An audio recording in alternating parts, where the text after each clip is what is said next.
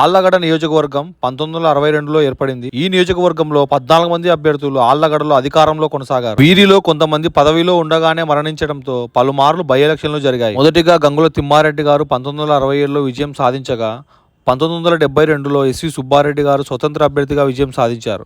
1978లో జరిగిన ఎన్నికల్లో గంగుల తిమ్మారెడ్డి గారు మళ్లీ స్వతంత్ర అభ్యర్థిగా గెలుపొందగా గంగుల తిమ్మారెడ్డి గారు మరణించడంతో కాంగ్రెస్ పార్టీ అభ్యర్థిగా గంగుల ప్రతాపరెడ్డి గారు 1980లో విజయాన్ని సాధించారు.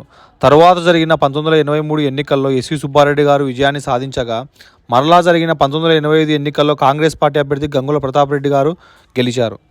1989లో జరిగిన ఎన్నికల్లో తెలుగుదేశం పార్టీ అభ్యర్థిగా భూమా శేఖర్ రెడ్డి గారు విజయాన్ని సాధించగా 1994లో జరిగిన ఎన్నికల్లో తెలుగుదేశం పార్టీ అభ్యర్థిగా భూమా నాగిరెడ్డి గారు గెలుపొందారు. 1996, 1999 ఎన్నికల్లో శోభా నాగిరెడ్డి గారు విజయాన్ని సాధించగా 2004లో గంగుల ప్రతాపరెడ్డి గారు విజయాన్ని సాధించారు. 2009, 2012, 2014 ఎన్నికల్లో శోభా నాగిరెడ్డి గారు విజయాన్ని సాధించగా 2014లో బై ఎలక్షన్లో భూమా అఖిలప్రియ గారు విజయాన్ని సాధించారు. 2019లో జరిగిన ఎన్నికల్లో తెలుగుదేశం పార్టీ అభ్యర్థి భూమా అఖిలప్రియ గారిపై 35,600 ఓట్ల మెజారిటీతో వైఎస్ఆర్సీపీ అభ్యర్థి గంగుల విజేందర్ రెడ్డి గారు గెలుపొందారు. మరి 2024లో జరిగే ఎన్నికల్లో ప్రజలు ఏ పార్టీ వైపు మొగ్గు చూపుతున్నారో, ఏ అభ్యర్థిని గెలిపించబోతున్నారో వేచి చూద్దాం.